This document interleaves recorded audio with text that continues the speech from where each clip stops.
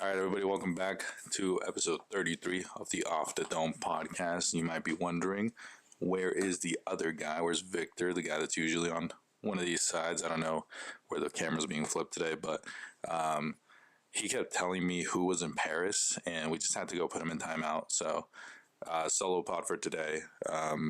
Victor should be back by next week, or we might record an episode later this week. But yeah, I just wanted to get quick thoughts out on MLB postseason before it starts. You should probably be seeing this on the Tuesday of the postseason, if not the first day of the postseason, if not on Wednesday. So I'm just going to go off the cuff here, trying a little bit of a different setup. Obviously, you see the mic. I've got my phone in my hand this time. I'll be reading off the schedule here, kind of going matchup by matchup, saving one of them for last. The one I think is the most important. And probably the one I'll talk about the most for last. First and foremost, welcome back. How's everybody doing? Like, comment, subscribe, all that good stuff. Shout out to Bad Bunny performing in the Super Bowl. Hyped for that. Big win for the Latin community, right? And a big win for just NFL fans. I think it's going to be a great halftime show. Very excited for that. Very glad it's not other people who were named to be potential halftime show performers. But yeah, Bad Bunny's gonna kill it. Sorry, starting a timer down here just so I don't yap away for too much. But yeah, man, we got baseball today. Playoff baseball starting either today or yesterday. I'm not sure when this video is going up. But let's go series by series. We're gonna start off with the AL. The first game tomorrow, Tuesday, is the Tigers versus the Guardians.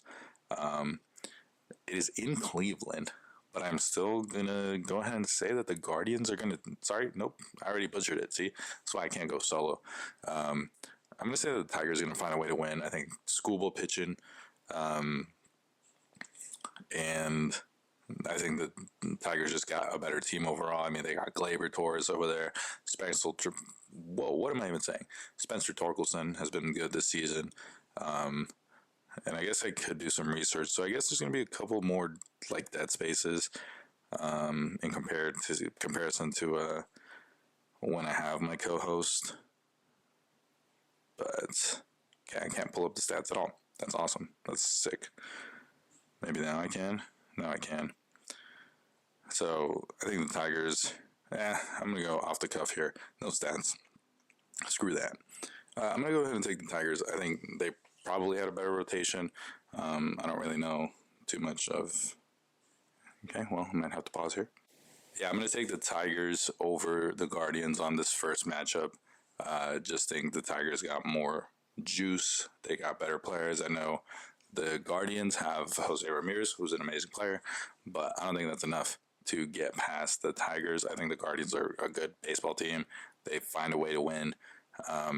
They're scrappy, find a way to win, but I think the Tigers just have more skill and a better team as well. I mean, they've got Gleyber Torres, they've got Javi Baez, who's back, they've got Riley Green, who's been pretty good all year, they've got a pretty decent rotation and bullpen, if I'm not mistaken. So it's hard for me to pick the Guardians over the Tigers, so that's why I'm going with Detroit, and I'm going to call that a 3-game series. I'm going to say Detroit takes it in 3, closes it out in Detroit. All right, next up on the schedule for day one is the Padres versus the Cubs. I know my co-host here. I know where he's gone, and don't tell him I said any of this, but I'm taking the Padres. I think they're a good baseball team, right? I think the Padres are able to win games. The Padres figure out how to win games, despite how maybe not appealing the roster might look at times. I think the roster definitely looks appealing now, post-trade deadline. But, yeah, the Cubs just seem really flat to end the year. They were a big name, big contender to start the year, but PCA fell off a little bit, and so did Cal Tucker. They kind of both plateaued in the second half, while the Padres just seem to be getting hot. Now, Victor, it's not going to appreciate me saying this, but, you know, Padres have had struggles with their closer, who likes to give up a home run or two. But, I mean, worst case scenario, they've got Mason Miller, to cover that. I don't know if Jason Adams is healthy. I feel like I saw him get pulled kind of recently, but I also feel like I've seen him pitch. I don't watch many Padres games, but I mean, they got a good bullpen. I'll take Michael King. I'll take Dylan Cease. I know I've had my fair share of doubts on Dylan Cease or my fair share of hate towards Dylan Cease. But I think overall, I think he can pitch and he will pitch well. I'm not sure who else they'd pitch. Yu Darvish, Joe Musgrove, but whoever it is, I think I'll take him over the Cubs. Shota Imanaga is a good pitcher, no doubt about it. But I think the Padres might just have what it takes to beat the Cubs. I'm going to take the Padres in 2. Clean sweep there. I'm going to skip the next game. We'll save that one for last because it's what I've got the most to talk about here. But I'm jumping over to the Reds at Dodgers. Listen, I love that the Reds made the playoffs. You see the hat I'm wearing. You see who I root for. I love that the Reds kept the Mets from making it to the playoffs, especially after the Mets took Juan Soto from the Yankees. Granted, it was probably more of the Mets' own doing that they missed on the playoffs, but I love that the Reds are in there. I also just like the Reds. I think they're a fun team. Do I think they're a World Series team? Not at all. Do I think they're getting out of this round? Not at all. Dodgers in 2. I think it's simple. Would I like for the Dodgers to get upset? I'm still bitter over last October, so absolutely. Would have loved that. Yeah, I don't have much else to say. I don't think they'll get upset. I mean, who is Cincinnati pitching, right? They got Hunter Green, and if he's healthy, again, I don't know if they're healthy or not, if he's healthy or not. But they've also got, I don't know anybody else that might pitch. Andrew Abbott, Nick Lodolo. Nick Lodolo's been pretty good this year, but is it enough to get through the Dodgers? I'm not sure. As for the Dodgers, they'd pitch Yoshinobu Yamamoto, Blake Snell, and, I mean, shit, pick your poison, right? You can go Shohei. Shohei can come out of the pen. You can go with Tyler Glasnow if he's healthy. Don't know if he's injured, but Tyler Glasnow. Roki Sasaki can start a game, right? I think the Dodgers have a lot of options in their rotation, so they should take this one easily. Dodgers in 2. But I wouldn't be surprised if they win it in 3. All right, last but not least, this one's been causing me stress, man. First and foremost, way to finish out the season, Yankees. Yankees-Red Sox is stressing me out. The Yankees have not fared well against the Red Sox this season. To be fair, though, the Yankees did win the last Red Sox series, which is kind of good because they're at least on their high horse, if you will, right? They're feeling good. They end the season on an 8-game win streak, and I kind of like that they didn't get the first round bye because Aaron Judge, who is going to be the MVP and absolutely should be the MVP, no ifs, ands, or buts about it. He has 53 home runs, ends the year with 53 home runs, leads the majors, not just the league, the majors in batting average. Most walks in a season, most intentional walks in a season. I don't know if this is real or not, but I think was intentionally walked more than most teams. He's been intentionally walked twice as much as Cal Raleigh, who had 60 homers, which is an amazing season by him. But still, I think Aaron Judge leads the league in all offensive categories, basically, except for homers. And he missed a little bit of time with an elbow injury, so who knows? He doesn't miss any time. He could very well have 60, right? He ends with 53 after going through a slump and even having a little bit of a slow start. So, Aaron Judge, MVP, for sure. Famously, has had struggles in the postseason. And I think part of the reason why is because he's had, at least last year, he had a first-round bye, right? I would like to say that Aaron Judge is a slow starter, so him not needing to take a break might be huge for the Yankees. It might be exactly what the Yankees need. They're in a groove. They are literally on their same rest schedule as they have been all season long, or at least all of the second half. They have Monday off, start a new series on Tuesday, play Tuesday, Wednesday probably. Tuesday, Wednesday, take a break. for travel. I'll double check that right now. Yeah, Tuesday, Wednesday, travel day. Nope, no, not even a travel day. Thursday. So 3 games in a row should be good, right? This is what the Yankees have been doing all week, all year long. I'm going to take the Yankees in 3 games. I don't feel confident about it. It's the Red Sox. Red Sox have had their number for quite a while. It's Garrett Crochet in the first game. Granted, it's Max Fried in the first game as well. And that's the guy I want out there for the Yankees. But Garrett Crochet has been nasty. Garrett Crochet has killed the Yankees this year. And part of what makes it even scarier is that, well, number one, Jazz got hit to end the year. And I don't know if he's hurting, right? I don't know if he's hurt, but he got hit in the forearm, the left forearm, while batting, and he exited the game immediately. Could have been just a safety thing, like didn't want to injure himself before October, or it could have been a legitimate injury. He came back into the game the next day, off the bench. I think he had a pinch hit or pinch ran, or both maybe, technically. But he played defense, so I think he should be good. Haven't heard anything else about that, but a little scary there. Big scare is Anthony Volpe still. I don't know. His offense is just not there.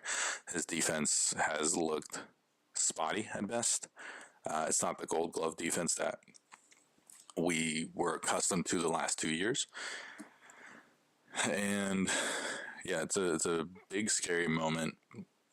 And then also, Ben Rice isn't going to start because it's a tough lefty on the mound.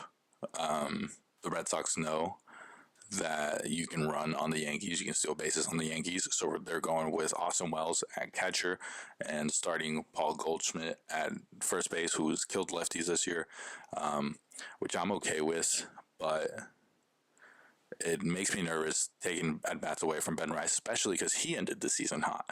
I mean, the beautiful thing about Ben Rice right now is he's a plug-and-play guy, so later on in the game, he can pinch hit for Goldschmidt when a righty comes up, or he can pinch hit for Wells if Wells isn't doing bad, and then defense is sub there. But yeah, man, it sucks that Ben Rice isn't going to start game one for this round, wildcard round. He's going to be on the roster. He'll play. I just saw that Giolito's not pitching for the Red Sox, and I think that's great. Well, actually, no, I don't think that's great because I think the Yankees actually played pretty well against Giolito. So I don't know how I feel about that.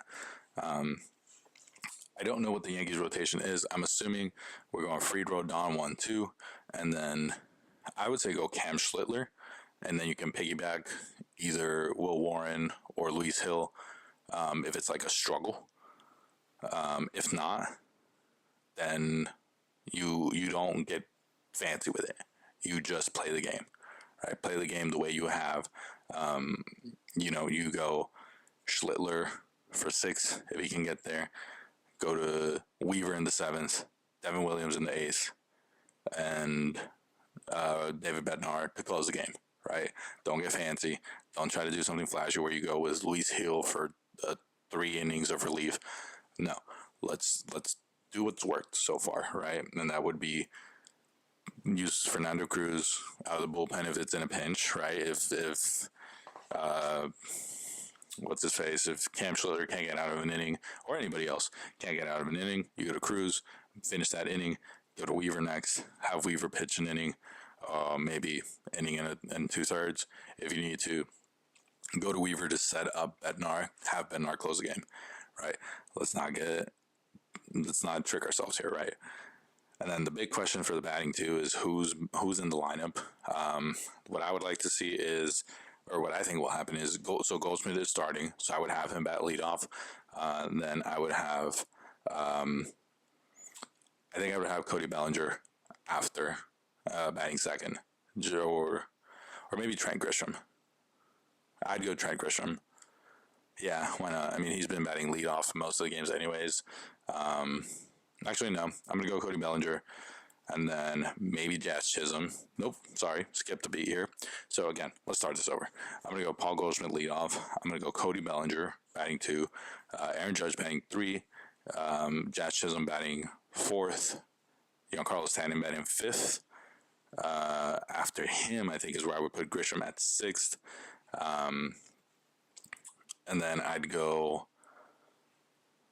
probably go Austin Wells at seventh, Anthony Volpe at eighth, Ryan McMahon at ninth in the 9 hole. I feel like Grisham should probably be a little bit lower, or Jazz, like save one of those better hitters for the second half of the lineup to get a little more thump down there, a little more reliability down there.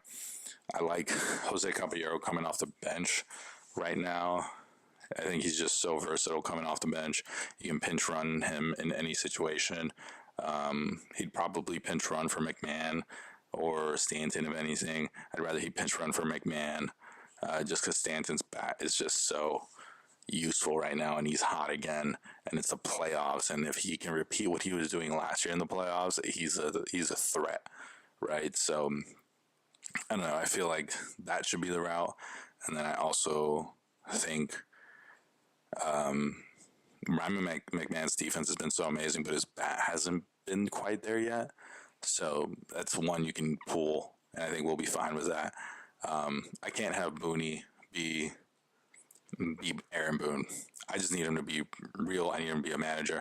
I will say, it does feel like the Yankees are a little bit less like robots right now. Aaron Judge is actually answering questions like a human being. When they clinched the postseason berth. A reporter asked Aaron Judge if he wanted to win every game, basically, if he wants to go chase the division or if he was just happy with that. And, Aaron Judge, the typical Aaron Judge answer would be like, take it a day at a time, something along those lines. And Aaron Judge's response was, I want it all, right? I want every single game, right? And that's awesome to hear. That's great to hear. Yeah, man, I'm really juiced up. I know it doesn't sound like it. It's a little late when I'm recording this, but pretty juiced up, pretty excited, ready for the playoffs, but also I'm not ready.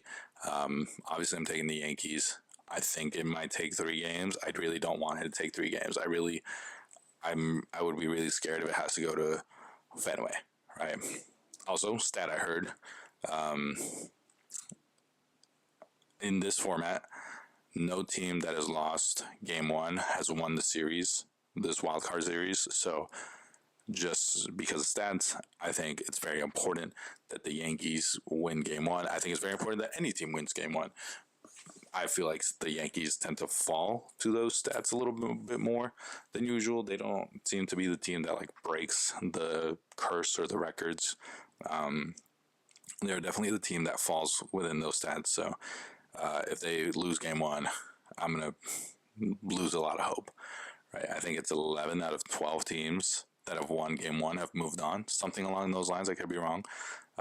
Correct me if I'm wrong, but I'm going to go Yankees in 3, but I really wanted to be in 2. And then they got to face the Blue Jays after that. So that'll be probably the next episode we record. We'll talk about that. But yeah, man, I'm a little stressed, a little nervous here, but I think we'll make it work. I think it's going to be a fun time. Baseball was amazing to end the season. Literally no team had a certified spot, or not a lot of teams had a clinched a spot. So it really came down to the last game of the season, and that's awesome. That's great for the MLB. That's great for fans. So yeah, we'll see what these playoffs are like. We'll keep you guys updated. We'll keep posting videos here and there. Our weekly podcast. I appreciate anybody that stayed here for this whole episode. I don't know. I wanted to try something new. I wanted to stay consistent with our release schedule here. I know, we're not getting hundreds or thousands of views, so release schedule might not really matter, but I just felt something that I felt good about, and I really wanted to get my thoughts out before the first games of the postseason. But yeah, man, let me know what you guys think. Like, comment, subscribe, comment your predictions. Who do you think is going to be the surprise team to make it out of the wild card round? I think I picked all the favorites. I don't think so, actually. I think I picked mostly road teams with the exception of the Dodgers and Yankees. So 50-50. Well, I'm just yapping now. we will make sure to get Victor out of the gulag for next episode out of Guantanamo Bay. He'll be taken out of timeout. He'll be back here pretty soon. Our boy was just out for a while, so you know let us know what you want to hear us talk about next. If you want to hear us talk about some more baseball playoffs, we will do that. If you want to hear us talk about Peacemaker, we've both been watching that's been great. You want to hear me talk about Marvel Zombies? I just finished that today. It's also pretty good. You want to hear us talk about Gen V? Not caught up with it, but we'll watch. You want to hear me talk about Yellow Jackets? I'll talk about Yellow Jackets. I just finished season 3 this weekend. So there's that. Let us know what you wanted to hear us talk about. Let us know. Did you like these solo episodes? Do you want a little more episodes here and there, more sporadically, if you will? We're here for it. We're trying to grow this thing, and yeah, if you made it this far, appreciate you, and we'll see you next time. Peace. Oh yeah, episode 33. This is the not the Larry Bird episode. That's too obvious. This is the who's someone that wore number 33? Who's someone that wore number 33? This is the Clint Frazier for about half a season episode, number 33. No, he wore 30. Shit. This is the Greg Bird episode. Look at that, Greg Bird. Did Greg Bird wear 33? I gotta see. Let me look this up. Greg Bird number.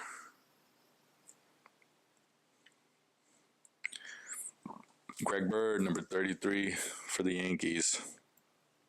There we go. Greg Bird. The Greg Bird episode.